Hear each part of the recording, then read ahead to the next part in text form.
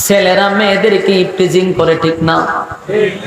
মেয়েরা কলেজে গেলে পোলাপান কিছু আছে দেখবেন ফুটপান্তে, কিছু ইরুমছি টাইপের পোলাপান আছে রাস্তাঘাটে মেয়েদেরকে ইপটিজিং করে, তারা ডিস্টার্ব করে। কিন্তু আল্লাহ নবীর বাবার জামানায় তখন আব্দুল্লাহরে মেয়েরা রাস্তাঘাটে ইপটিজিং করত। মেয়েরা ডাইরেক্ট বলতো, আব্দুল্লাহ তোমারে ভালোবাসি, আব্দুল্লাহ তোমার কাছে বিবাহ বসতে চাই, এরকম ভাবে অফার দিত। কিন্তু আব্দুল্লাহ এত লাজুক ছিল, এত লাজুক ছিল, কিতাবের মধ্যে আসছে একজন কুমারী মেয়ের চেয়েও আল্লাহর পয়গম্বরের বাবা লাজুক ছিল। উনি লজ্জায় শরমে চেহারা মাটির দিক থেকে ডানে বামে নিতেন না, কিন্তু মেয়েরা ওনারা ডিস্টার্ব করতে খালি বিবাহ বসবার লেগে। এর মধ্যে একজন ছিল তাওরাতের আলেম ওয়ারাকা বিন নাওফেলের মেয়ে, নাম ছিল তার মরিয়ম। এই মরিয়ম ছিল ধনাঢ্য বাবার একমাত্র কন্যা, তার ধন সম্পদের কোনো অভাব নাই। মরিয়ম আব্দুল্লাহরে খুব ভালোবাসত। আব্দুল্লাহরে দেখলে বিভিন্ন ধরনের খাবার দিত, আর আব্দুল্লাহরে বলতো, আব্দুল্লাহ রে তোর আব্বারে বলস না তোর সঙ্গে যেন আমারে বিবাহ বসায়া দেয়।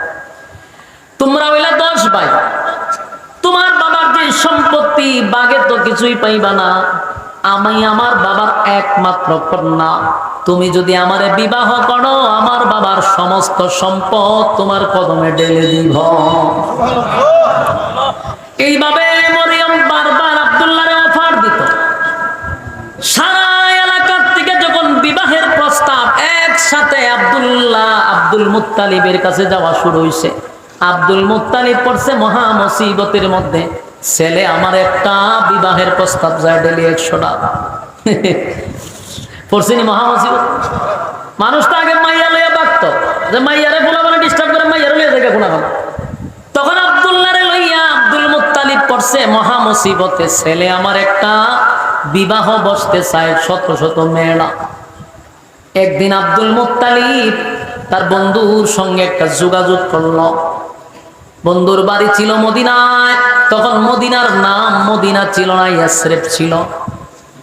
আব্দুল মুত্তালিব ব্যবসার সুবাদে মদিনায় যেত, বন্ধুর সঙ্গে সম্পর্ক হইছে। বন্ধুর একটা মেয়ে ছিল, আব্দুল মুত্তালিবের মেয়েটা বড় পছন্দ হইছে।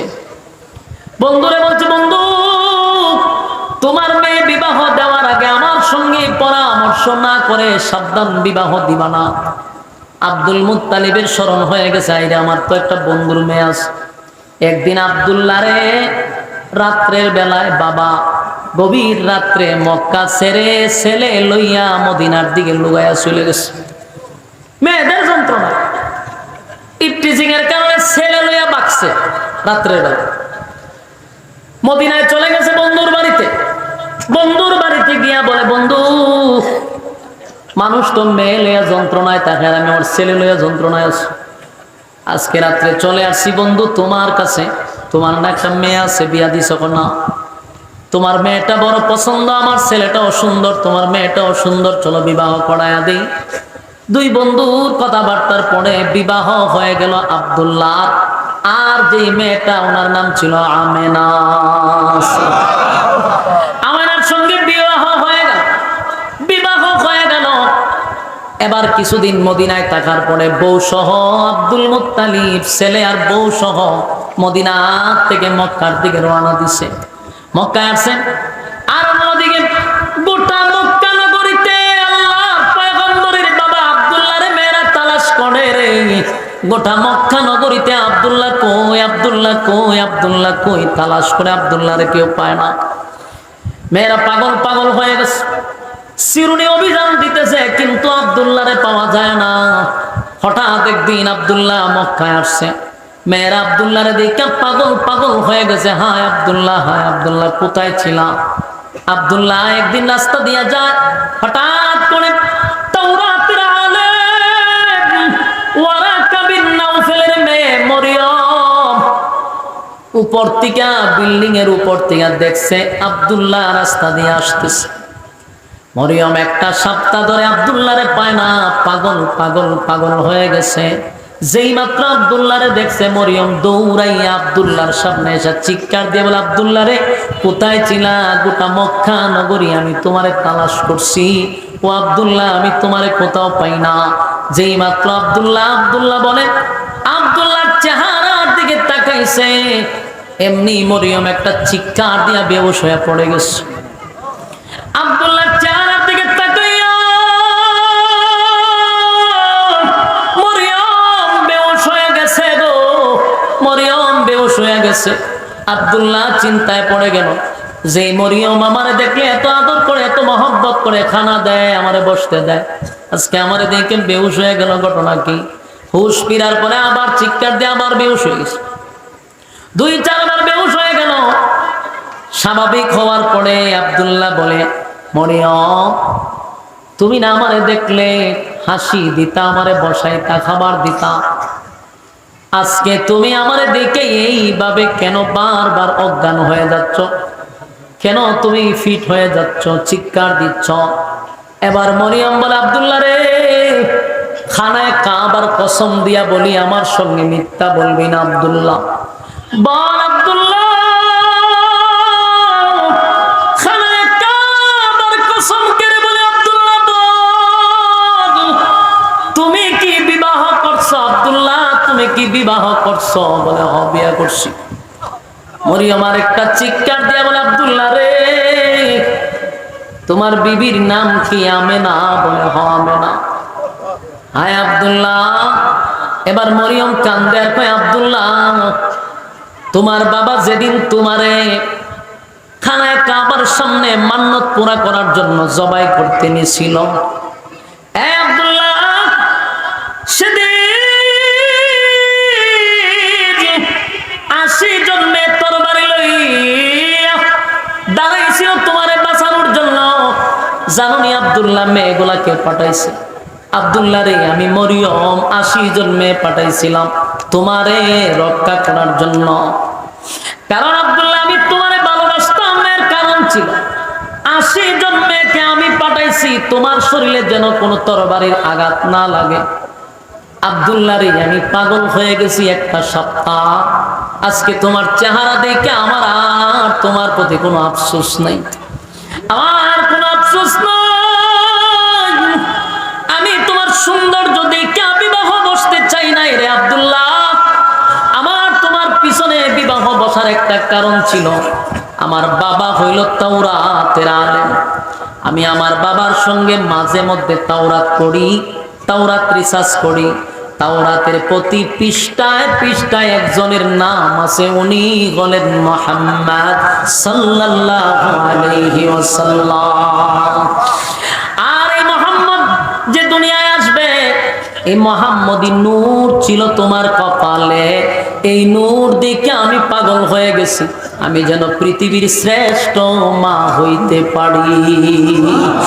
একটা জবান বন্ধ রাখবেন না, আল্লাহু আকবার।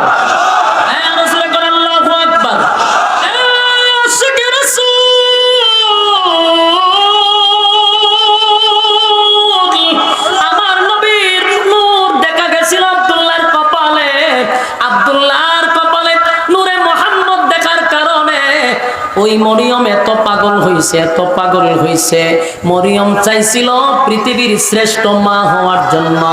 মুহাম্মদের মা মানে পৃথিবীর শ্রেষ্ঠ মা। মরিয়ম বলে, হায় রে আব্দুল্লাহ, আমার জীবন শেষ, আমার বড় স্বপ্ন ছিল আমি মুহাম্মদের মা হব রে, আমি পৃথিবীর শ্রেষ্ঠ মা হব, শ্রেষ্ঠ মা হব, শ্রেষ্ঠ। আলহামদুলিল্লাহ, الحمد لله الأكرم الذي خلق الإنسان وكرم.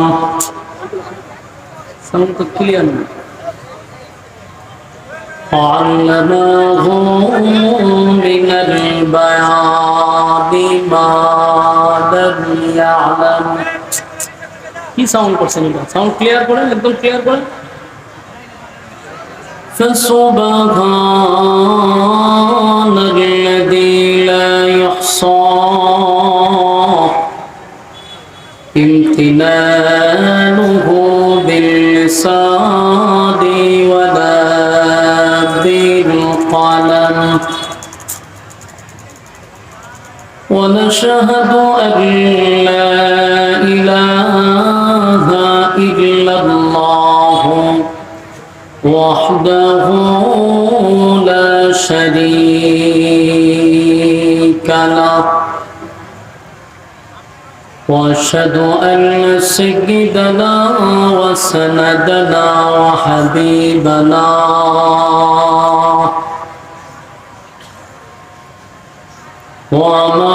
ومولانا محمدا عبد الله ورسوله أرسله بالحق بشيرا ونذيرا وداعيا إلى الله بإذنه وسراجا منيرا أما بعد فأعوذ بالله من الشيطان الرجيم গত বছর যে মাইকটা ছিল এটা আসে নাই না চেঞ্জ করছেন এটা কি চেঞ্জ হয়েছে মাইক চেঞ্জ হয়েছে এটা করলেন কেন এটা তো সাউন্ডের কাতারেই পড়ে না এত বাজে সাউন্ড দিয়ে এত চিল্লায় আওয়াজ করা সম্ভব গত বছরের মাইকটা সুন্দর ছিল চমৎকার আওয়াজ ছিল আমরা এটা করলেন কেন যেটা আওয়াজ ফাড়ায় এত রাখছে আওয়াজগুলি আর বক্স আমার দিকে কেন বক্স এই দিকে দিলে মনিটর কেন দিচ্ছেন বক্স কেন আনছেন আপনি এটা দিবেন শ্রোতারে এটা আমার দিচ্ছেন কেন আপনি মনিটর দিচ্ছেন মনিটরে উড়াইবেন সাউন্ড বক্স এই দিকে দেন আপনারা মাইকটা চেঞ্জ করলেন এত সুন্দর আওয়াজ ছিল গত বছর এটার আওয়াজ তো গের গের আইসক্রিম যে বেশি এরকম আওয়াজ হয়ে গেছে এত বড় একটা মাহফিলে এই মাইকের সাউন্ডটা এরকম করলেন কেন আপনি হ্যাঁ সাউন্ড সুন্দর করেন সাউন্ড সুন্দর করেন আপনি কেন দায়িত্ব নিছেন যারা পারেন না এটা দায়িত্ব নিছেন কেন সাউন্ডারে কি করছেন বিসমিল্লাহির রহমানির রহিম وما أرسلناك إلا رحمة للعالمين وقال النبي صلى الله عليه وسلم بعثت لأتمم مكارم الأخلاق وكما قال عليه الصلاة والسلام দুরূদ পড়েন আল্লাহুম্মা সাল্লি আলা একটা শ্বাস শ্বাস শব্দ করতেছে বেডবেডি করতেছে এটা পরিষ্কার করেন একদম ক্লিয়ার করেন আল্লাহুম্মা সাল্লি আলা মুহাম্মাদিন ওয়া আলা কত বছর আমি তেলাওয়াত করলাম তো করলেন কেন আপনারা আমি যত তেলাওয়াত করছি কত মজার আওয়াজ ছিল এই মাইকে ছিলেন সম্ভব اللهم صل على محمد وعلى آل محمد كما صليت على إبراهيم وعلى آل إبراهيم إنك حميد مجيد اللهم بارك على محمد وعلى آل محمد كما باركت على إبراهيم وعلى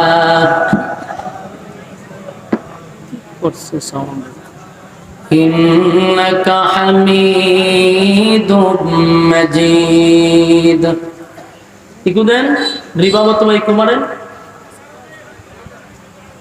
मेरा दिल तलब रहा है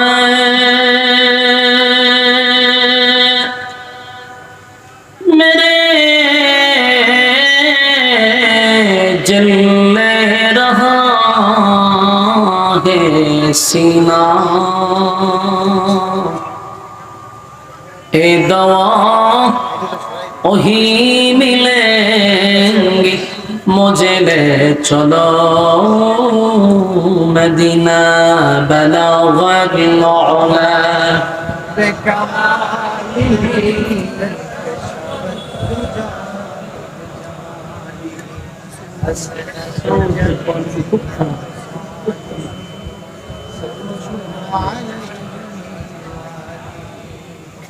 মদিনা মদিনা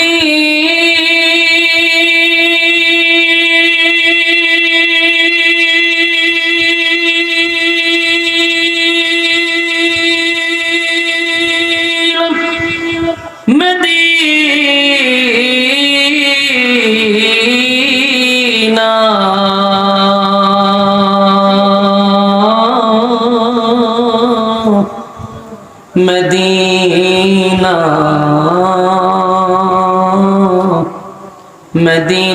মদিনা মুমিनों की गुनगुना है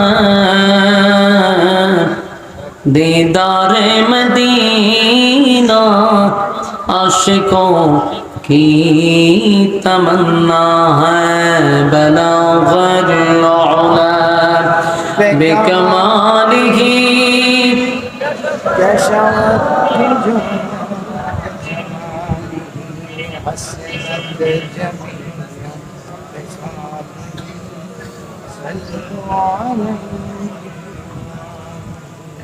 जिकीर बतिल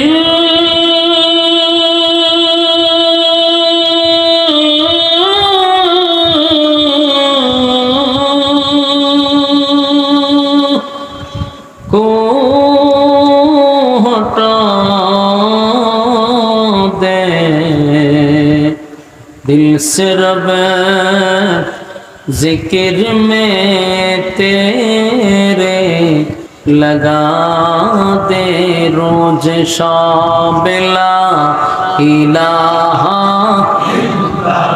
बक्से बढ़ान इल्लल्लाह ला इलाहा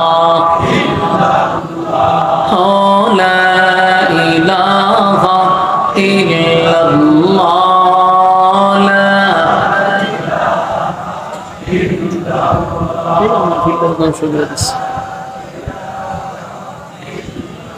الله لا إله إلا الله لا إله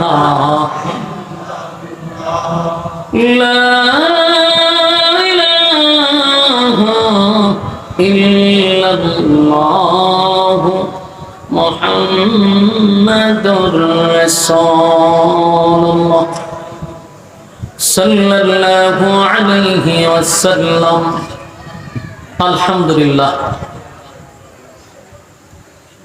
ব্যাপারীপাড়া হাফিজুল হাদিস আল্লামা রুহুল আমিন রহমতুল্লাহ আলাইহির স্মৃতিধন্য ইসালে সওয়াব উপলক্ষে 5 দিন ব্যাপী এই তাফসীর ও কোরআন মাহফিলের সম্মানিত আজকের যিনি সভাপতি, আজকের মাহফিলের যিনি প্রধান অতিথি, বিশেষ অতিথিবৃন্দ, মুআজ্জাজ মুকাররম হযরত উলামায়ে কেরাম,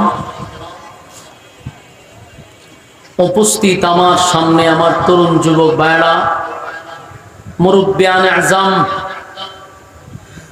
আওয়াজ যতটুকু দূরেই যায় অবস্থানরত আছেন পর্দানিশী মা ও বোনেরা, সকলকে আমার অন্তরস্থল থেকে জ্ঞাপন করছি মোবারক সপ্তগুণ শুকরিয়া আল্লাহ সুবহান মহিয়ান বড়িয়ান সর্বশক্তিমান আল্লাহ পাকের জন্য, যিনি অত্যন্ত দয়া মায়া করে হাজারো মানুষের মাঝখান থেকে যাচাই এবং বাছাই করে নির্বাচিত করে পছন্দ করে মহব্বত করে ভালোবেসে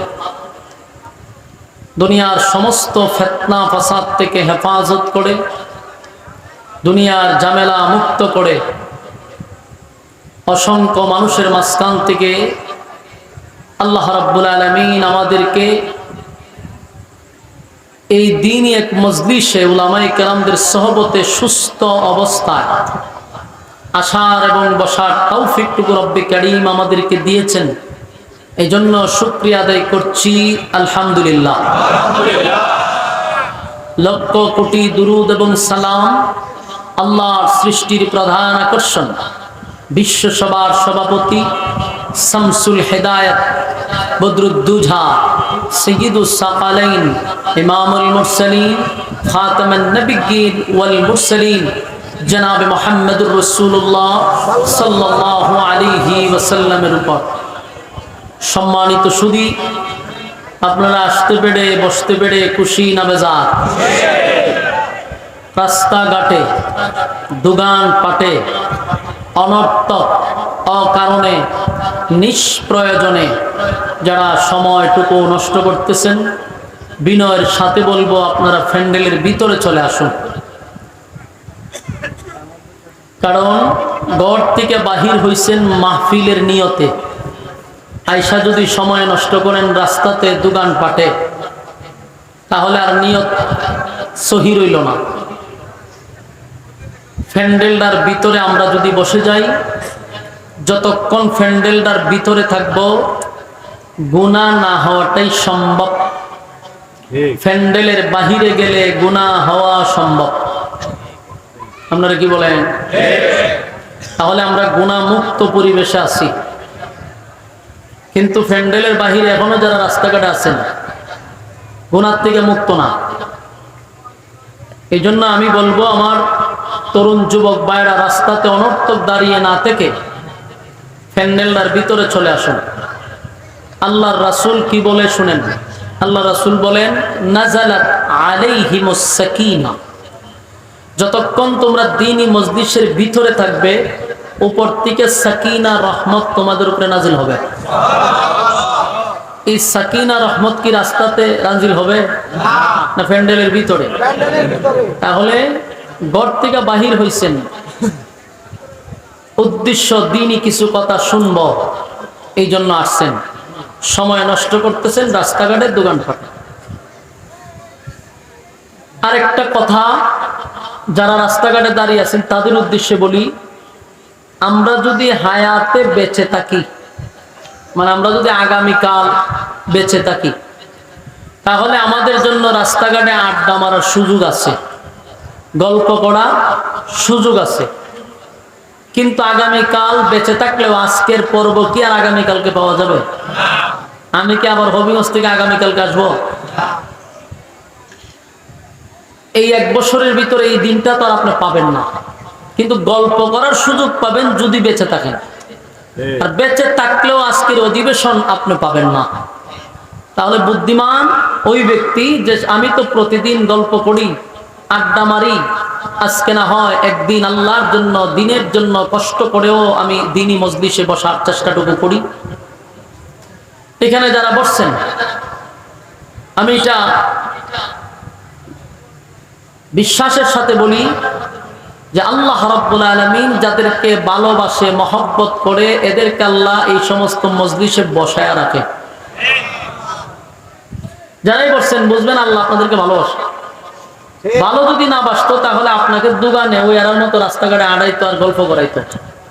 কিন্তু এদের মাঝখান থেকে আপনারা পছন্দ করে একটা দ্বীনি মজলিসে উলামায়ে কেরামদের সহবতে বসায় রাখছে। এটা আল্লাহর বহুত বড় এক নিয়ামত। আপনারা খুশি না বেজার? দ্বিতীয় নম্বর কথা, আপনাদের এই মাহফিলটাতে আমি কিন্তু একেবারে নতুন না। আপনারা স্মরণ নাই, কিন্তু গত বছর তো আসছি, সবার স্মরণ আছে। এর আগেও একবার আমি আসছি, যারা কমিটি এরা জানে। তা আপনাদের এই সংগঠনের সাথে, আপনাদের সাথে আমার নতুন পরিচয় না, আমি আপনারা পরিচিত একজন ব্যক্তি, ঠিক না? এবং আপনারা যে আমার ভালোবাসেন এটা আমি জানি। ভালো যদি না বাসতেন এক বক্তারে 3 বার দাওয়াত দিয়ে কেউ আনে না। ভালোবাসেন, মহব্বত করেন, এই জন্য আমার আরেকবার আনছেন, এলিয়া 3 বার।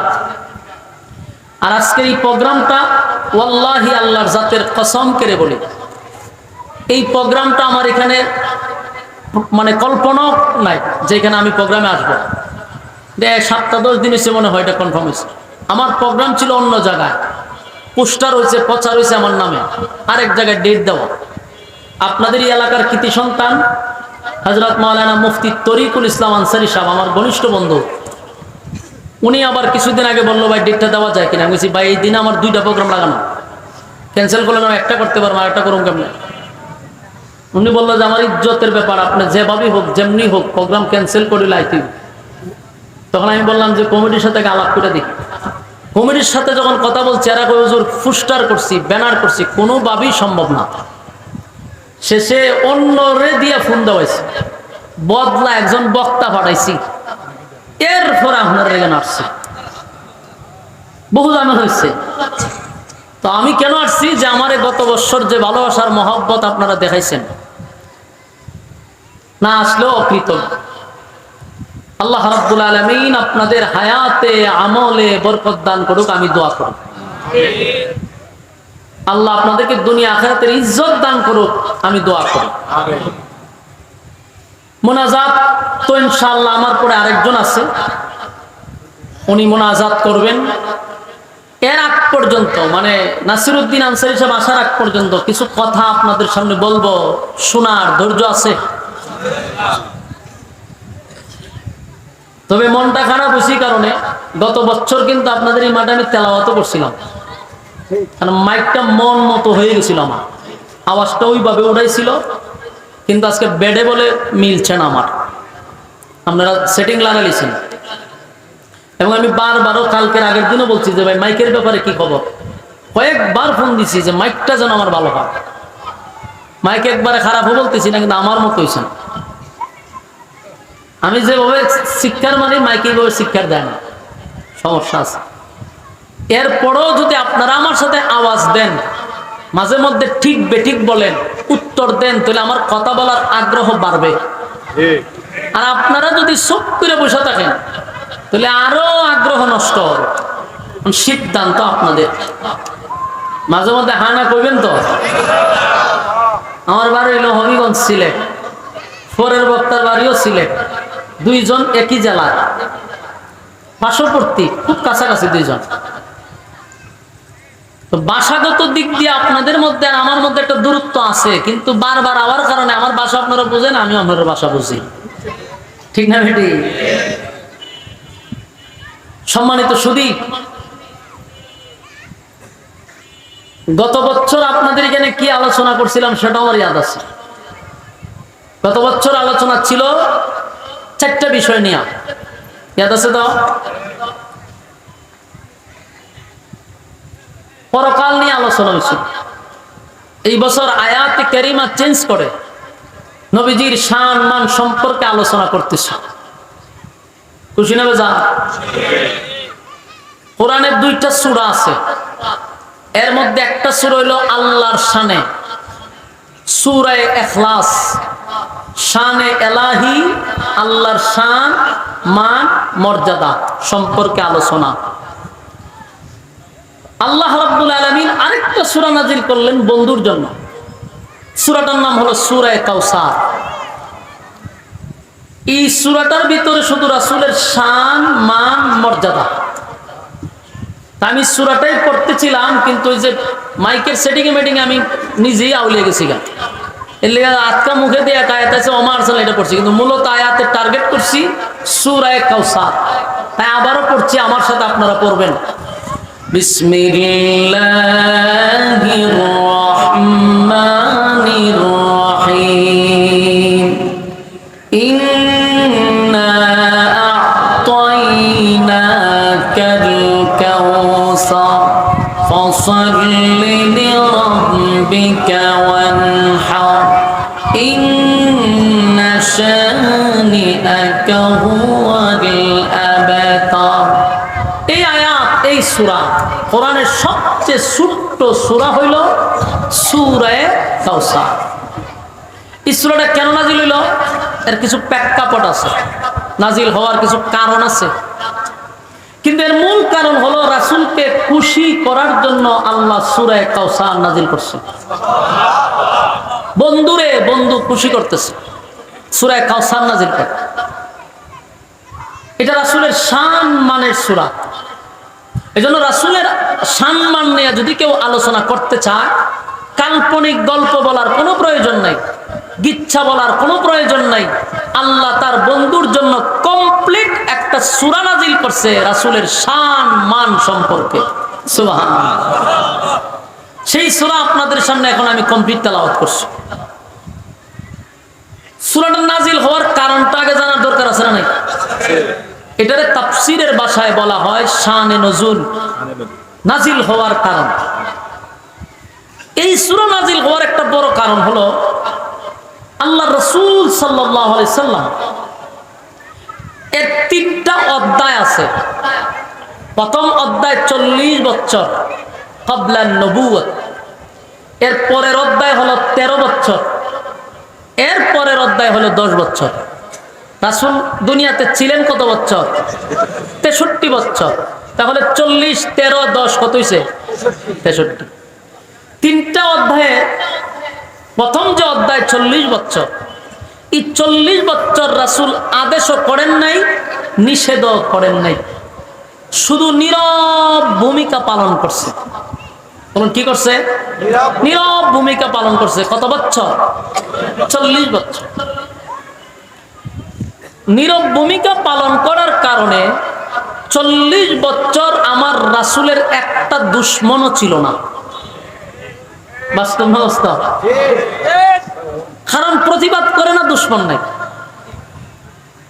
40 বছর পূর্ণ হওয়ার পরে যখন উনি কথা বলতে লাগলেন, ওয়াজ করা শুরু করলেন, তখনই কিন্তু দুশমন শুরু হয়ে গেল। এখন আপনারা আমার একটা প্রশ্ন, রাসূলের 63 বছরের জিন্দেগি কুরআন নাজিল হয়েছে কত বছর বয়সে? আপনারা আমার সাথে হ্যাঁ না বলবেন। আমি আবারও বলছি, আমার প্রতিটা কথা যতটুক পারি গুছালো সাজানো বলার চেষ্টা করব। যদি মনোযোগ দিয়ে শুনেন খুব ভালো লাগবে এবং বাড়িতে নিয়ে যেতে পারবেন। আর যদি আপনি মনোযোগ না দেন, আমার আলোচনা বোঝা বড় কঠিন, কারণ এটা গিচ্ছাও না, কাল্পনিক গল্পও না। এই জন্য একটু মনোযোগ দেন। আর ভূমিকা যদি মনোযোগ না দেন তাহলে পরে আলোচনা বুঝতেন না। এই জন্য ভূমিকাটা খুব মনোযোগ দিয়ে শুনেন। রাসূল সাল্লাল্লাহু আলাইহি সাল্লামের 63 বছরের জীবনে 40 বছর পরে কোরআন নাজিল হলো, ঠিক না? তাহলে দিনের দাওয়াত, কালেমার দাওয়াত দিল কত বছর? 23 বছর। বলুন কত বছর? 23 বছর। অনেকটা প্রশ্ন জাগে যে 23 বছর কালেমার দাওয়াত দিল, বাকি 40 বছর দিল না কেন? 23 বছর দাওয়াত দিল, 40 বছর চুপ থাকলো, কারণটা কি? প্রশ্ন আসেনি? আপনার প্রশ্ন আমি উত্তর দিতেছি, খালি আপনারা মনোযোগ দিয়ে শুনেন। প্রশ্ন জাগে, 40 বছরই উনি চুপ ছিলেন, দাওয়াত দিলেন না, আর মাত্র 23 বছরের দাওয়াতে গোটা পৃথিবীতে কালেমার দাওয়াত পৌঁছায় দিল।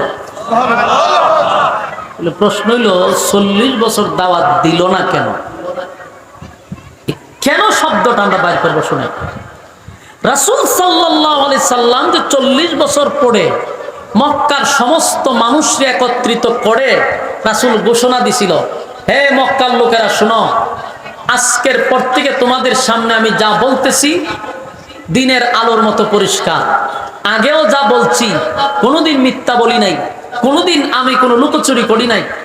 আজকে যে কথাগুলি বলবো মনোযোগ দিয়া শোনো, আমার কথাগুলি তোমরা বিশ্বাস করবা কিনা আগে ওয়াদা দাও। মক্কার মানুষ এক বাক্যে বলছে অবশ্যই বিশ্বাস করব। রাসূল ভাই কেন বিশ্বাস করবা? 40 বছর পর্যন্ত আপনি একটা কথাও মিথ্যা বলছেন না। আপনার এলাকাতে সুবহানাল্লাহ আসেনি? থাকলে কইতিব তো এটি বড় রাখলে হইতো না, বলতে হবে। আল্লাহ রাসূল এই কয়েলটা একজন সরাইলেন কিন্তু আমাদের ভাই ভাই কয়েল হইছে, এটা থাকলে অবস্থা খারাপ হয়ে যাবে। আমার পরে দিয়ে একেবারে দূরে নেন, গলার ধরবো সমস্যা। একেবারে স্টেজের বাইরে, স্টেজের বাইরে। রাসূল সাল্লাল্লাহু আলাইহি সাল্লামকে মক্কার মানুষটাই সাক্ষী দিতেছে যে আপনি 40 বছর মিথ্যা বলেন নাই, আপনি আল আমিন, এই জন্য আপনার কথা বিশ্বাস করি। রাসূল কয় আমি মিথ্যা বলি না, এটা তোমাদের জবান থেকে তোমরা স্বীকার করছো। তখন রাসূল বলে তাহলে শোনো, আজকে যেটা বলবো এটা চির সত্য। আজকে তোমাদের সামনে একটা বক্তব্য দিব, এটা হলো লা ইলাহা ইল্লাল্লাহ মুহাম্মাদুর রাসূলুল্লাহ সাল্লাল্লাহু আলাইহি ওয়াসাল্লাম। রাসূল বলেন আজকের পর থেকে আর গাছের পূজা, মাছের পূজা, সূর্যের পূজা, চন্দ্রের পূজা, বাবার পূজা এগুলা করা যাবে না। গোলামি চলবে একমাত্র কার? আরো জোরে বলেন কার? গোলামি চলবে আল্লাহ। কারণ তারা কিন্তু মূর্তির পূজা করত, তারপরে গাছের পূজা করত, মাছের পূজা করত, পাথরের পূজা করত, এমন কি লিঙ্গের পূজা করত। নাউজুবিল্লাহ। এই জাতির সামনে রাসূল দাঁড়ায় আজকের থেকে আর কারো গোলামি চলবে না, একমাত্র গোলামি চলবে আল্লাহ। এরপরে রাসূল বলেন, আর এতদিন তোমরা আমাকে ডাকতা কি? আব্দুল্লাহর পুত্র মুহাম্মদ। আজকের থেকে আব্দুল্লাহর পুত্র মুহাম্মদের মধ্যে আমি সীমাবদ্ধ নয়, আমাকে বলতে হবে মুহাম্মাদুর রাসূলুল্লাহ সাল্লাল্লাহু আলাইহি ওয়াসাল্লাম। মক্কার মানুষ সবাই বলতেছে, এই কথা শুনাইবার লেগে আমরা এখানে আনছ? আমরা আরা জীবন বাপ দাদার ধর্ম পালন করেছি, আর এখন বুঝি এক আল্লাহ মানতে হবে, আর তোমার রাসূল মানতে হবে? তাহলে তুমি রাসূল কেমনে হইছ? খুব মনোযোগ দিয়ে শুনবেন। এরা যে রাসূলকে এই প্রশ্নটা করবে, এটা আল্লাহ জানেনি? কথা ফির না দি। রাসূল যখন নিজেরে বলবে আমি একজন রাসূল, তখন মক্কার সব মানুষ বলবে যে আপনি রাসূল কিভাবে হইছেন? এই প্রশ্নটা যে করবে এটা আল্লাহ আগে থেকেই জানেন। কথা বলেন জানেনি? শুধু তাদের এই প্রশ্নের জবাব দেওয়ার জন্য 40 বছর রাসূলকে চুপ রাখছে, কোনো দাওয়াত দেওয়ার সুযোগ দেয় নাই। বুঝে থাকলে সুবহানাল্লাহ করেন। আমরা এখনো বুঝছেন না, কথার তাৎপর্য বুঝেন নাই। শুধু একটা কথার জবাব দেওয়ার জন্য গোটা 40 বছর রাসূলকে চুপ রাখছে। দেখি সাধারণ কথা? মনটা খারাপ হয়েছে, মন মতো আওয়াজটা পাইতেছি না। এ ভাই, এটা একটা বেরবেরি আওয়াজ করে করে একদম ক্লিয়ার হয় না, আর শ্বাস টানে। 40 বছর শুধু চুপ রাখছে একটা কথার জবাব দেওয়ার লেগে। এটা কি সাধারণ কথা? এই জন্য মনোযোগ দিয়ে শুনেন, আশ্চর্য হয়ে যাবেন। 40 বছর চুপ রাখছে একটা কথার জবাব দিবার লেগে। এখন দেখেন, যখন তারা বলছে যে আপনি নবী হয়েছেন কেমনে, আপনি যে বলছেন আপনি রাসূল, কিভাবে রাসূল হয়েছেন? আল্লাহ হয় পয়গম্বর। এই কথার জবাব দিবার লেগে 40 বছর চুপ রাখছে আপনারে। এখন তাদেরকে জবাব দেন যে আমি কিভাবে নবী হইছি, তোমরা আমার 40 বছরটা নিয়ে গবেষণা করো। সুবহানাল্লাহ। বেঈমানরা যখন প্রশ্ন করতে তুমি রাসূল হইছো কেমনে, আল্লাহ রাসূল কি কয়? আমি কিভাবে রাসূল হইছি, আমার 40 বছর নিয়ে গবেষণা করো, দেখো আমি নবী হওয়ার যোগ্য কিনা। এখন এরা রাসূলের ইতিহাস নিয়ে আর গাড়াগাড়ি শুরু করছে। কইরা নিজেরাই কয় কথা তো ঠিক। 40 বছর অ্যানালাইজ করে কয় কথা তো ঠিক, উনি নবী হওয়ার যোগ্য। সুবহানাল্লাহ। এটা কিন্তু তারা বিশ্বাস করছে। কেন বিশ্বাস করছে? মানে একটা একটা করে শুনেন, শোনার মন মানসিকতা আসেনি? তাহলে একটা একটা করে শুনেন, নবী কিভাবে রাসূল হওয়ার যোগ্য, এটা একটু মনোযোগ দিয়ে শুনেন। 1 নাম্বার, এরা রাসূলের জন্মটা নিয়ে আগে গবেষণা করছে। জন্মের আগের থেকে যদি আপনি গবেষণা করেন তাহলে আরো মজা পাইবেন। কি জন্মের আগের থেকে বলবো? জন্মের আগের থেকে শুনলে আপনারা আরো একটু মজা পাবেন। রাসূলের জন্মের আগের থেকে যা ঘটছে সবগুলো অলৌকিক। বলুন কি? যেমন রাসূলের বাবা ছিল আব্দুল্লাহ, ঠিক না? মা ছিল আমেনা। তো রাসূল সাল্লাল্লাহু আলাইহি সাল্লাম, ওনার বাবা আব্দুল্লাহ যখন ছোট, আবার রাসূলের দাদা হইল গিয়া আব্দুল মুত্তালিব, উনি ছিল খানায়ে কাবার একজন মুতাওয়াল্লি। তো খানায়ে কাবার দায়িত্ব ওনার ছিল। তো উনি সর্দার হিসেবে মানুষ ওনার কাছে আসতো। তো প্রচন্ড গরম, বৃষ্টি হয় না, মানুষ বৃষ্টির জন্য পাগল, কিন্তু বৃষ্টি তো নাই। আর একটা জমজম, যেটা আপনারা খাইতেছেন এখন মক্কায় গেলে, এই জমজম কূপটা বন্ধ ছিল অনেক দিন ধরে, বন্ধ। এটা চালু হয় না। তো দেশের মক্কার সব মানুষ এসে আব্দুল মুত্তালিবের কাছে, যে আপনি তো হইলেন এই কাবার মুতাওয়াল্লি, আপনার কথা এই কাবার মালিক শুনবে, আপনি কাবার মালিকরে বলেন জমজমটা যেন চালু করে দেয়, যেহেতু আপনি সর্দার। তো তখন আব্দুল মুত্তালিব চিন্তা করলো, আমি তো সর্দার মানুষ, সবাই তো দাবি করে আমার কাছে আসছে, জমজম চালু করার কি ক্ষমতা আমার আছে? জমজম এটা বন্ধ হয়েছে কবে?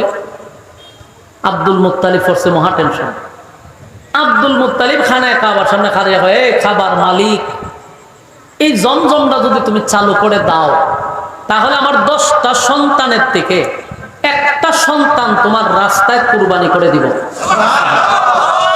মান্নত করছে।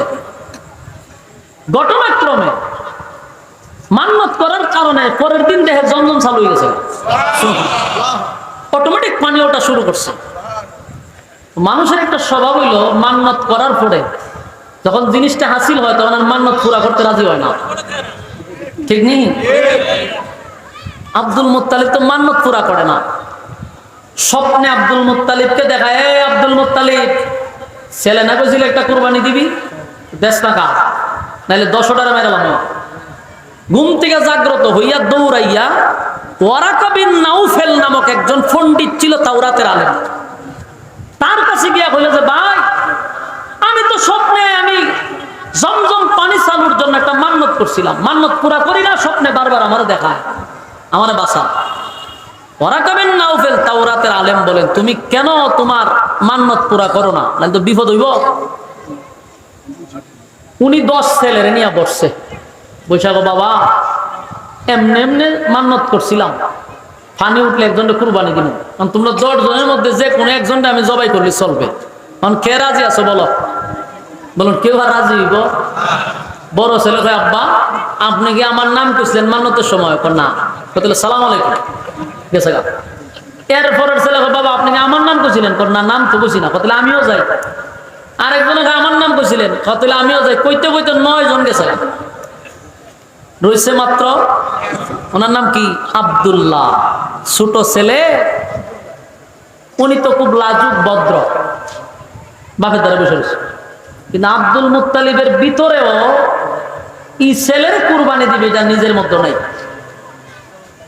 ছোট ছেলে তো একটু ভালোবাসা বেশি, মহব্বত বেশি। আব্দুল মুত্তালিবও চায় না যে আমার ছেলেটার আমি জবাই করি। ওনার উদ্দেশ্য ছিল বাকি 9টার মধ্যে একটা হইলে চলবে, কিন্তু এটারে দিব না। বাকি 9 ছেলে কেউ রাজি না। আমার কাছে তাওরাতের আলেমের কাছে গিয়া কয়, 9টার একটাও রাজি না, আমি করতাম কি? তাওরাতের আলেম কয়, তাহলে শুধুটারে জবা করে, এটা প্রতিবাদ করতাম তো না। এটা তো আমার মনে মানে না, মনে না মানলে 9টা শেষ, 10টাই শেষ হইব। বিপদ কইরা এই ছোট ছেলেরে কুরবানি দেওয়ার জন্য প্রস্তুতি নিছে। আব্দুল্লাহ রে ছোট থাকতে, মানে বিয়ে শাদী করে না, অমুক তারিখ দিন ধার্য করছে, আগামী এতদিনে শুক্রবার খানায় কাবার সামনে আব্দুল্লাহকে জবাই করা হবে। সারা এলাকা যত মানুষ আছে সবাই সেখানে জমা হয়েছে, দিন তারিখ ঠিক করছে।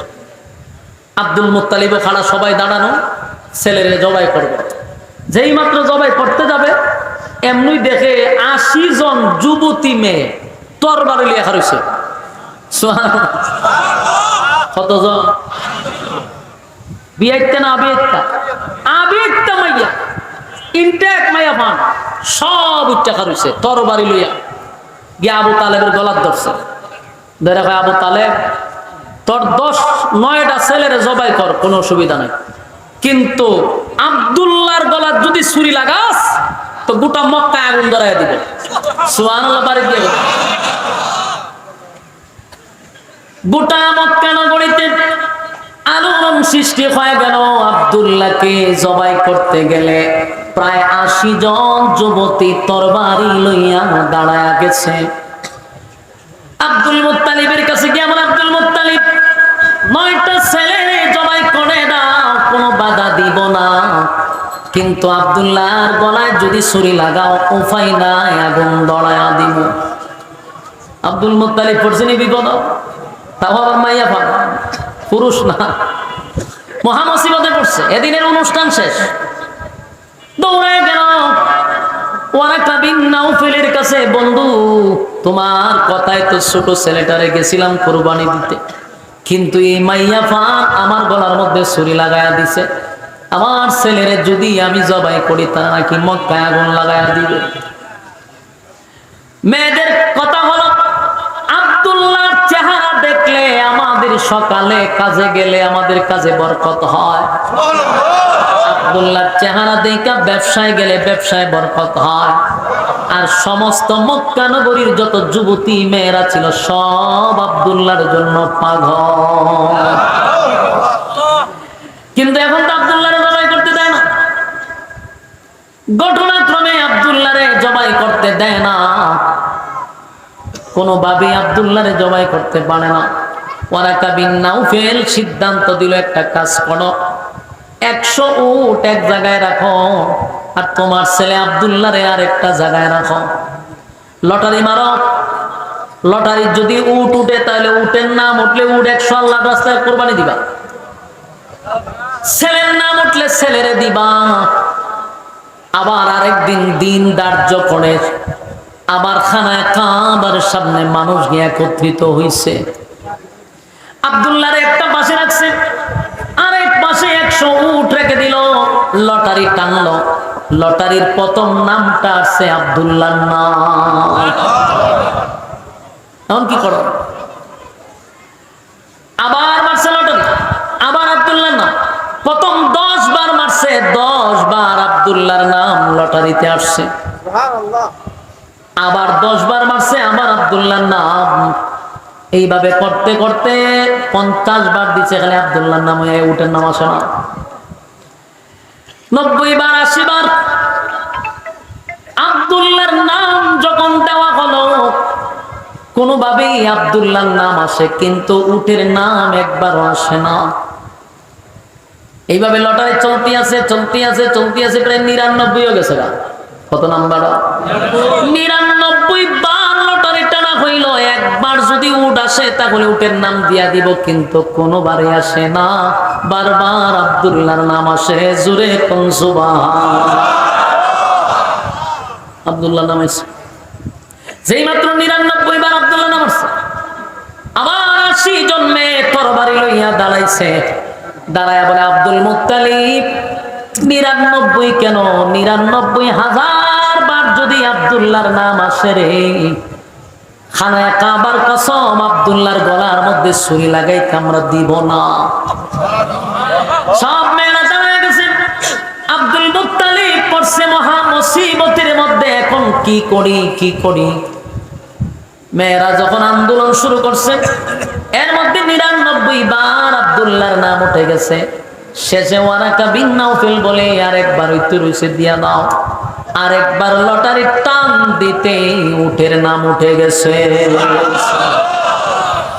99 বার আব্দুল্লাহর নাম, একবার উটের নাম ওঠার পরে আব্দুল মুত্তালিব এবার জান ফিরা পাইছে। সাথে সাথে 100 উট একে একে জবাই করে আল্লাহর রাস্তায় কুরবানি দিছে। তাহলে আব্দুল্লাহ বেঁচে গেল।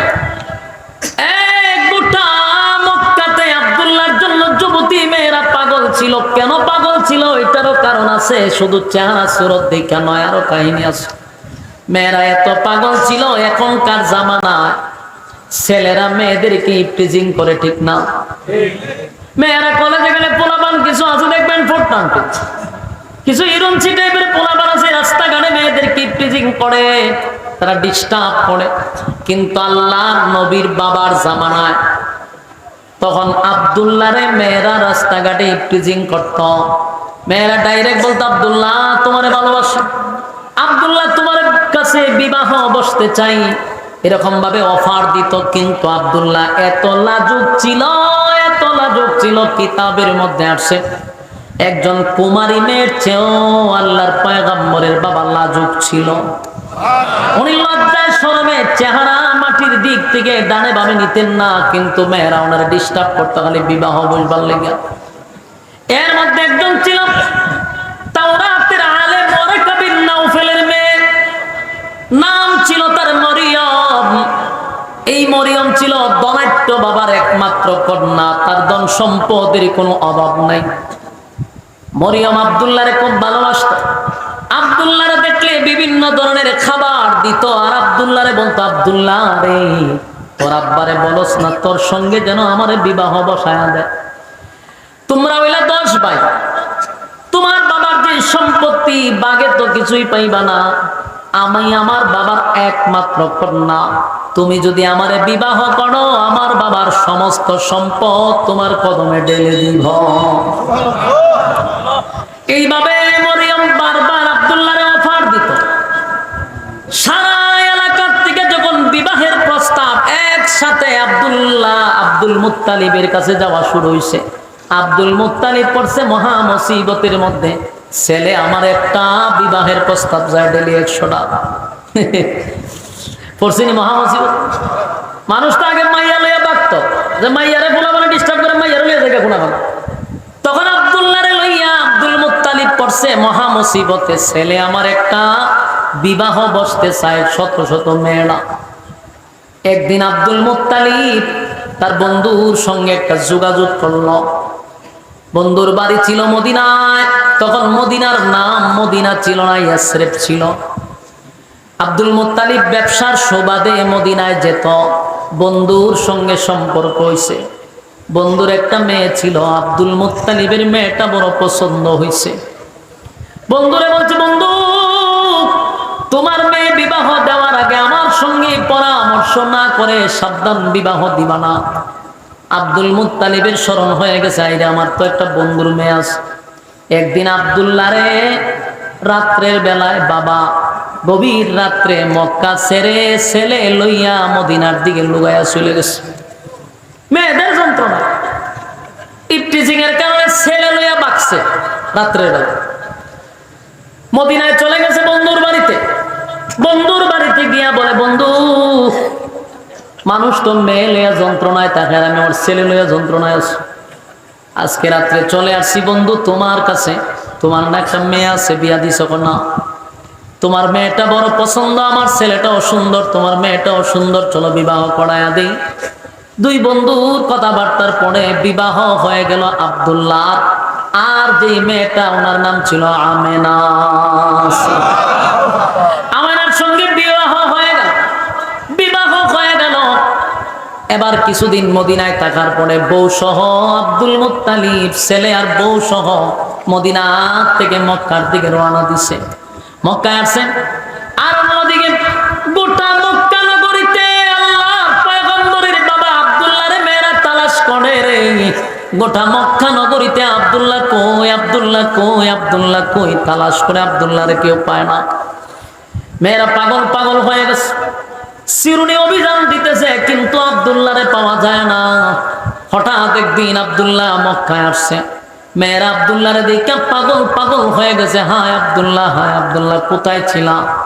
আব্দুল্লাহ একদিন রাস্তা দিয়ে যায়, হঠাৎ করে তাওরাতের আলেম ওয়ারাকা বিন নাওফালের মেয়ে মরিয়ম উপর থেকে, বিল্ডিং এর উপর থেকে দেখছে আব্দুল্লাহ রাস্তা দিয়ে আসতেছে। মরিয়ম একটা সপ্তাহ ধরে আব্দুল্লাহরে পায় না, পাগল পাগল পাগল হয়ে গেছে। যেই মাত্র আব্দুল্লাহরে দেখছে, মরিয়ম দৌড়াইয়া আব্দুল্লাহর সামনে এসে চিৎকার দিয়ে বলে, আব্দুল্লাহ রে কোথায় ছিলা? গোটা মক্কা নগরী আমি তোমারে তালাশ করছি, ও আব্দুল্লাহ আমি তোমারে কোথাও পাই না। যেই মাত্র আব্দুল্লাহ বলে, আব্দুল্লাহর চেহারার দিকে তাকাইছে, এমনি মরিয়ম একটা চিৎকার দিয়া বেহুশ হয়ে পড়ে গেছে। আব্দুল্লাহর চেহারার দিকে তাকাইয়া মরিয়ম বেহুশ হয়ে গেছে গো, মরিয়ম বেহুশ হয়ে গেছে। আব্দুল্লাহ চিন্তায় পড়ে গেল, যে মরিয়ম আমারে দেখলে এত আদর করে, এত মহব্বত করে, খানা দেয়, আমারে বসতে দেয়, আজকে আমারে দেখে বেহুশ হয়ে গেল, ঘটনা কি? হুশ ফিরার পরে আবার চিৎকার দিয়ে আবার বেহুশ হয়ে গেছে। 2-4 বার বেহুশ হয়ে গেল।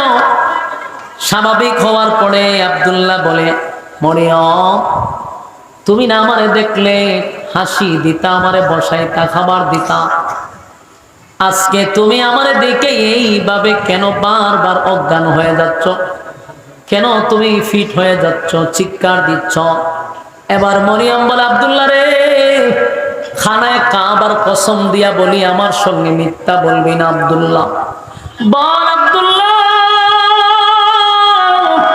খানায় কাবার কসম করে বলে, আব্দুল্লাহ বল তুমি কি বিবাহ করছো? আব্দুল্লাহ তুমি কি বিবাহ করছো? বলে হ, বিয়া করছি। মরিয়ম আর একটা চিৎকার দিয়ে বলে, আব্দুল্লাহ রে, তোমার বিবির নাম কি? আমেনা। বলে, হ আমেনা।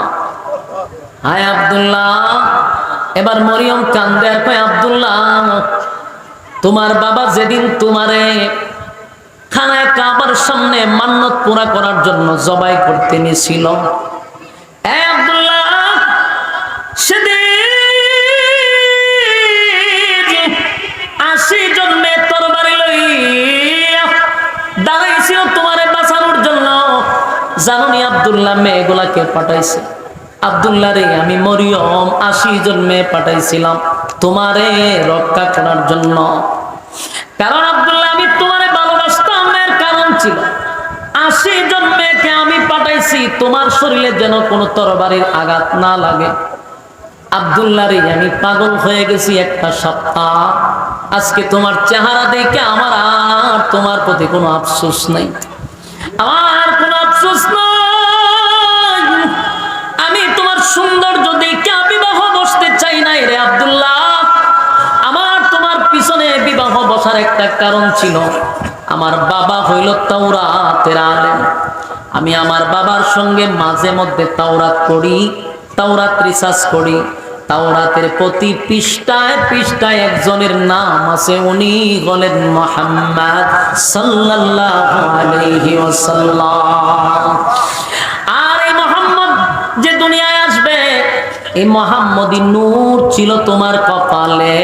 এই নূর দেখে আমি পাগল হয়ে গেছি, আমি যেন পৃথিবীর শ্রেষ্ঠ মা হইতে পারি। একটা জবান বন্ধ রাখবেন না, আল্লাহু আকবার।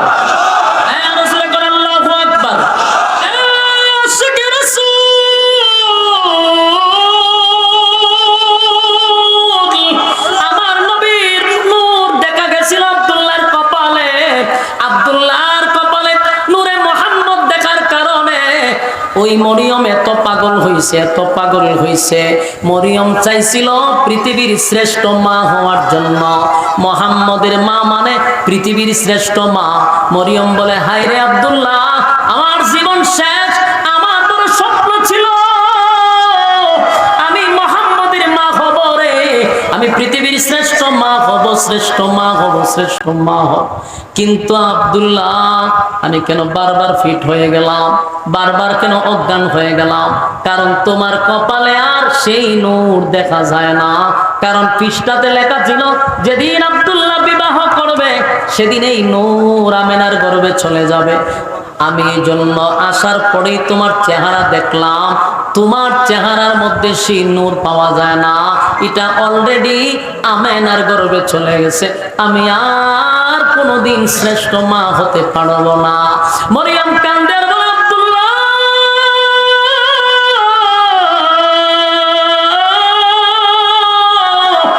আব্দুল্লাহ শুন,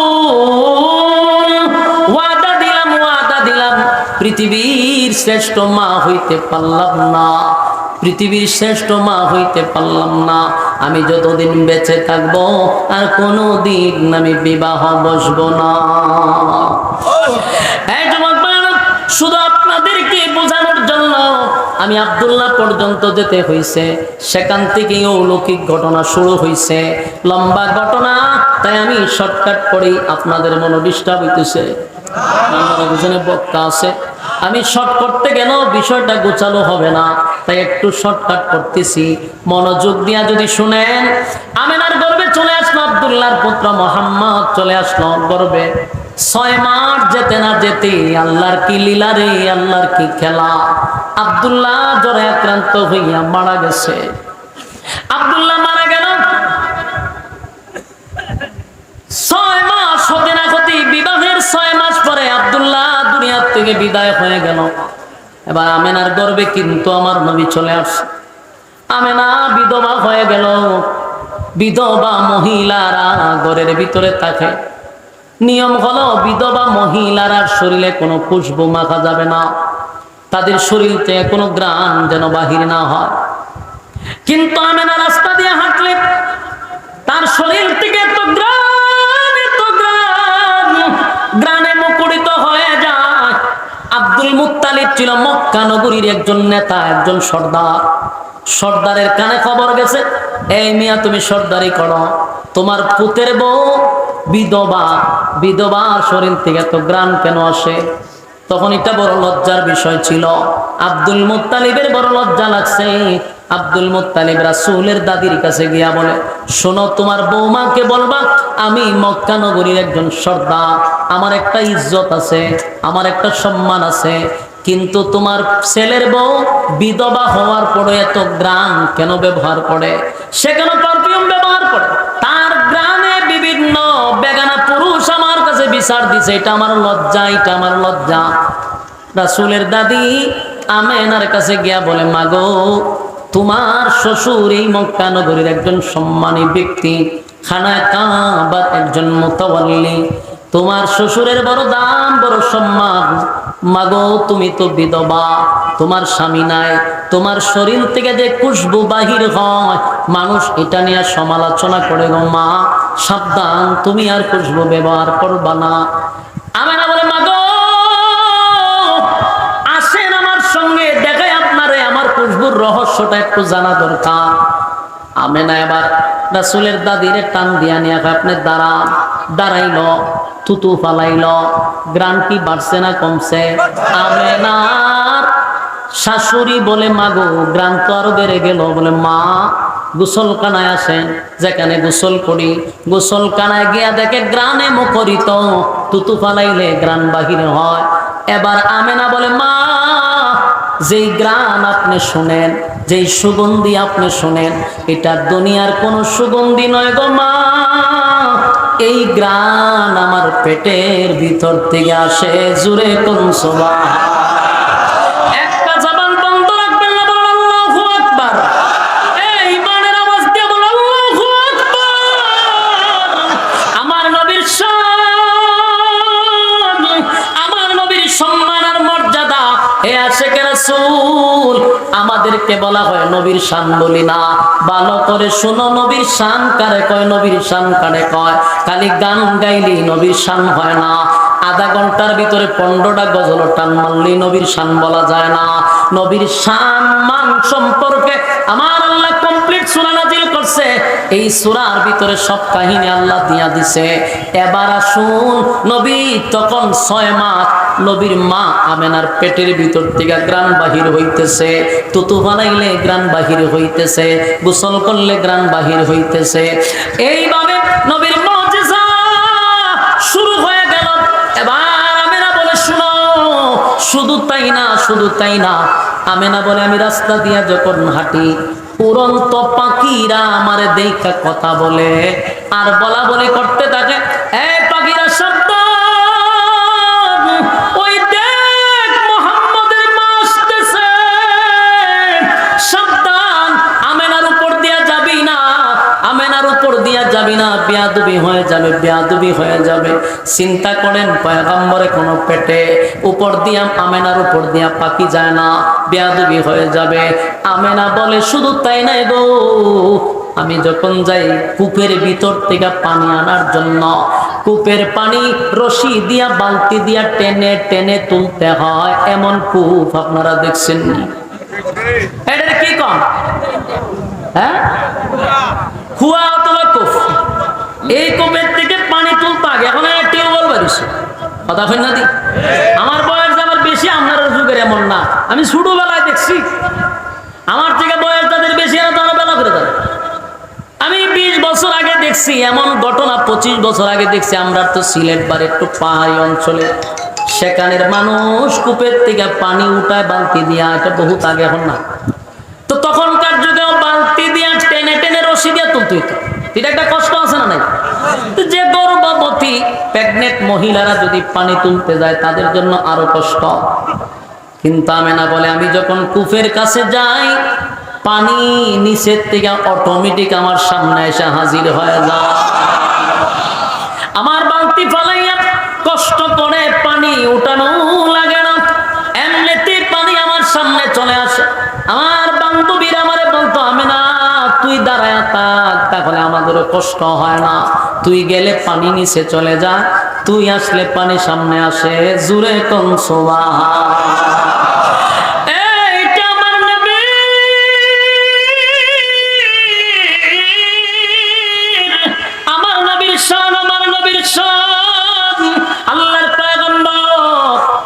6 মাস পেটে আছে, মুজিজা শুরু হয়ে গেল। আম্মা জান আমেনা বলে শুধু তাই নয়, আমি রাস্তা দিয়ে হাঁটলে পড়ে গাছ আমার দেখে সালাম দেয়, পাথরে আমার সালাম দেয়, পাথরে আমার চুম্ম দেয়, আর বলে এটা মুহাম্মাদের মা, আখিরি জামানার পয়গম্বর আসতেছে, নবীদের নবী, রাসূলদের রাসূল, নবী কুলের সম্রাটের মা, পাথর সালাম দেয়, গাছে সালাম দেয়, জোরে কোন সুবহান। আমার যুবক ভাইরা, ঘটনাক্রমে 12ই রবিউল আউয়াল সুবে সাদিকের সময়, সোমবার দিন সুবে সাদিকের সময় রাসূল দুনিয়াতে পদার্পণ করল। রাসূল দুনিয়াতে পদার্পণ করার কারণে আসমান খুশি, জমিন খুশি, সূর্য চন্দ্র গ্রহ নক্ষত্র পাহাড় পর্বত সাগর নদী নালা খাল বিল কীট পতঙ্গ সব খুশি আনন্দে, যেন সবগুলা একরকম নয়। গাছে খুশি, মাছে খুশি, আসমানের ফেরেশতারা আনন্দিত, জমিনের ফেরেশতারা আনন্দিত, কুল কায়নাত নবীর প্রেমে আনন্দিত। আল্লাহর নবীর আনন্দিত, নবী দুনিয়াতে আসছে এই জন্য আনন্দিত, আনন্দিত, আনন্দিত, আনন্দিত। সুবে সাদিকের সময় রাসূল দুনিয়াতে আসছে। ঘটনা হলো, নবী সুবে সাদিকের সময় কেন আসলো? নবী তো দুপুরে আসতে পারতো, বিকালে আসতে পারতো, রাত্রে আসতে পারতো। তার একটা নাম্বার কারণ হলো, দিন আল্লাহর কাছে দরখাস্ত করছে, মালিক আপনার বন্ধুরে আমার মধ্যে পাঠান। রাত আল্লাহর কাছে দরখাস্ত করছে, আপনার বন্ধুরে আমার কাছে পাঠান। আল্লাহ রাত আর দিনের দরখাস্ত রাখতে গিয়া সুবে সাদিকের সময় পাঠাইছে, কারণ সুবে সাদিকটা হলো রাতের শেষ অংশ, সুবে সাদিকটা হলো দিনের প্রথম অংশ। কথা হয় না? দিনের প্রথম রাতের শেষ, তাহলে রাতও পাইল, দিনও পাইল। এই জন্য সুবে সাদিকের সময় আল্লাহ দুনিয়ায় নবীরে পাঠাইল, দিনকেও খুশি করলো, রাতকেও খুশি করলো। আম্মা জান আমেনা বলেন, এ পৃথিবীর মানুষেরা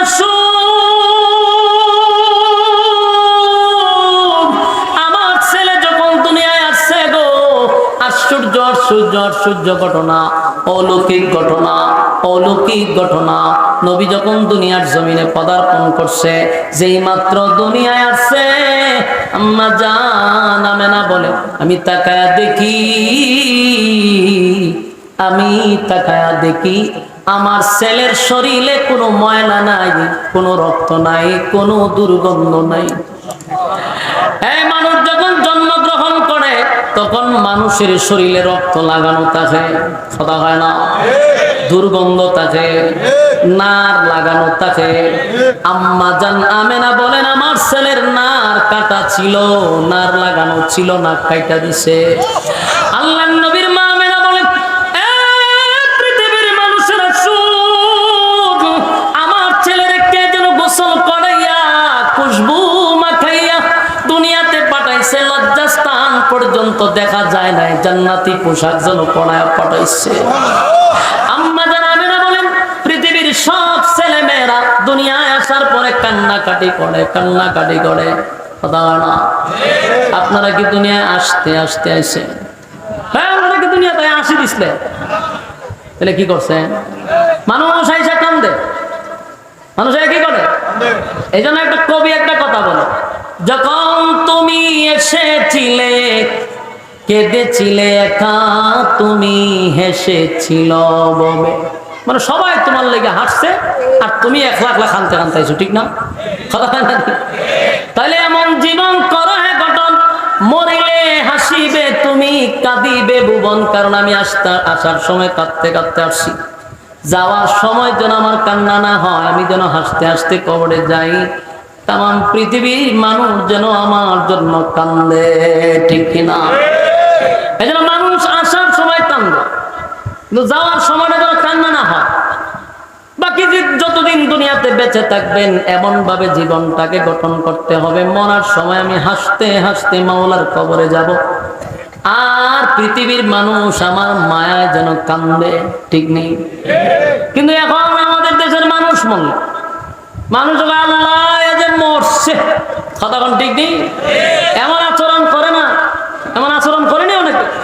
যখন আমাদের দেশের নেতারা যখন মরত, ভক্ত 16 বছরের নেতা যা আছে এরা কেউ যদি মারা যায় তো মাঝে লেখতো আলহামদুলিল্লাহ।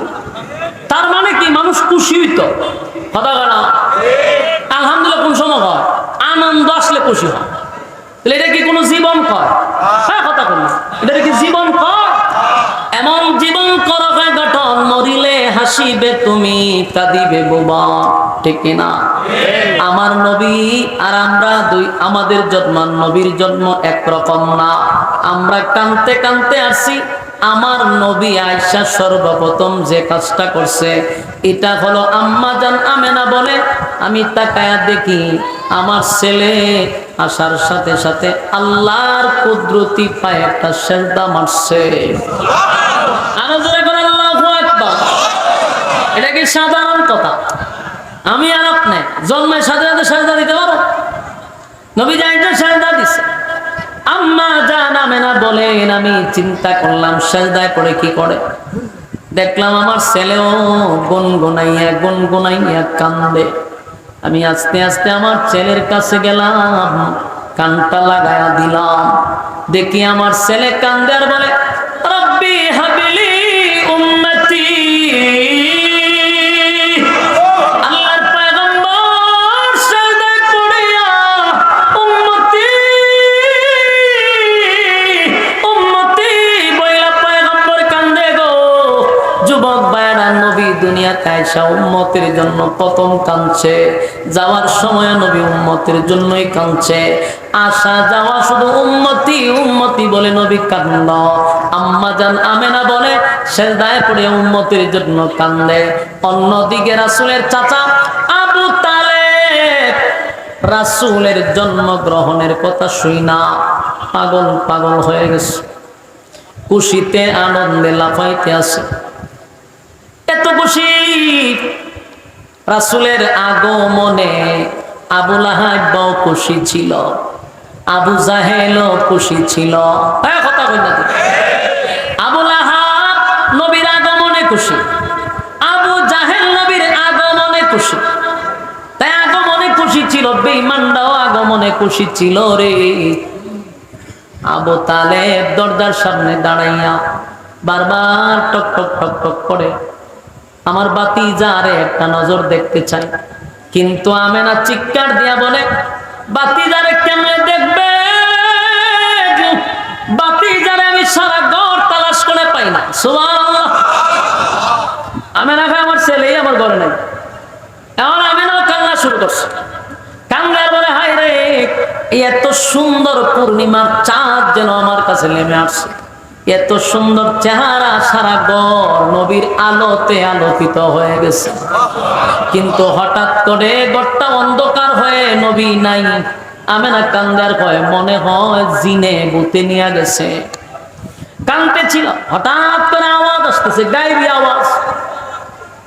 আওয়াজ আসতেছে আর বলতেছে, এ আমেনা, আমেনা গো, এই ছেলে এমন সাধারণ কোন ছেলে নয়, সাধারণ কোন ছেলে নয়। এই ছেলে সাধারণ ছেলে নয়। এই ছেলেরে জিন্নাতে নিতে পারবে না, এই ছেলেরে জিন্নাতে নিতে পারবে না, এই ছেলেরে ভূতে নিতে পারবে না। জানোনি তোমার ছেলেরে কে নিছে? তোমার ছেলেরে আল্লাহ ফেরেশতাদেরকে দিয়া এই কুল কায়নাত সফর করার জন্য বাহির করছে। আর জোরে কোন আল্লাহু আকবার।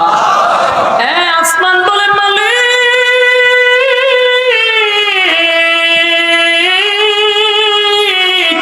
আপনার বন্ধুরে দেখতে চাইবো। পরবর্তীতে যেন আসমান না বলতে পারে আপনার বন্ধুরে চিনি না। এই জন্য 7 আসমান রাসূলরে ভ্রমণ করাইছে, 7 জমিন ভ্রমণ করাইছে, কুল কায়নাত নবীরে ভ্রমণ করাইয়া আমেনার কাছে আবার আইসা আমেনার কোলে নবীরে দিয়া গেছে। চিৎকার দিয়া কোন সুবহানাল্লাহ। আমেনার কাছে আবার ফিরাইয়া দিল, আমেনার কাছে ফিরাইয়া দিছে। আমেনা কোলে লইয়া চুমু দেয়। ওইদিকে আবু তালেব দরজার মধ্যে দাঁড়ায়া বলে, আমেনা গো, ছেলেরে কি পাওয়া গেছে? কইছি পাওয়া গেছে। এবার আমার বাতিজারে আমার কুলে দাও, একটা নজর দেখে কলিজা আমি ঠান্ডা করি।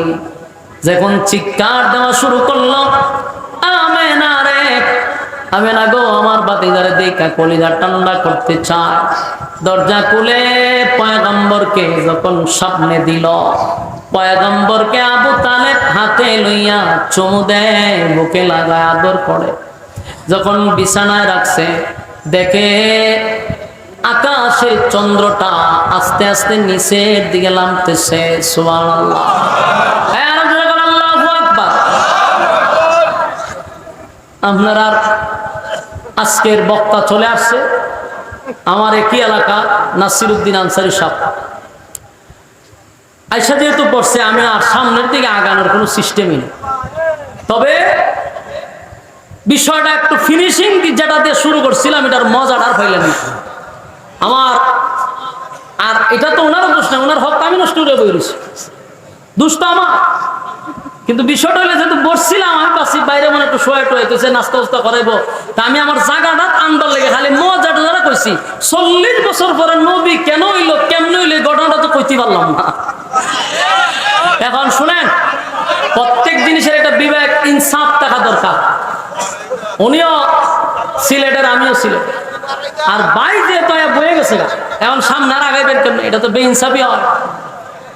গত বছর আলহামদুলিল্লাহ আপনারা মৌমাছির মতো সংখ্যা তো আরো বেশি ছিল, গত বছর আরো বেশি আসছিল না? গত মাঠ বইরা এদিক সেদিক সব ভরা ছিল। এই বছর আপনারা সংখ্যা কিন্তু কমছেন, বাড়ছেন না, অনেক কমে গেছেন। গত বছর আমার ইয়াদ আছে মাঠে জায়গা নেয় নাই, এরপরও মৌমাছির মতো আপনারা একটা আগ্রহ নিয়ে বসছিলেন। আরেকটা কথা বলি, আপনারা আমার আরেকটা উপহার করছিলেন, আমি কৃতজ্ঞতা প্রকাশ করি আপনাদের। আপনারা আমার মাদ্রাসায় কিছু অর্থ দিছিলেন, এক্সট্রা, ইয়াদ আসেনি?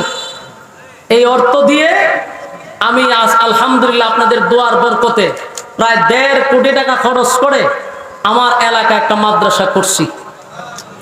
এবং এই মাদ্রাসার ইতিহাস যদি আপনারা জানতেন, তাহলে বুঝতেন যে কেন আপনাদের কাছ থেকেও আমি সাহায্য চাইছি।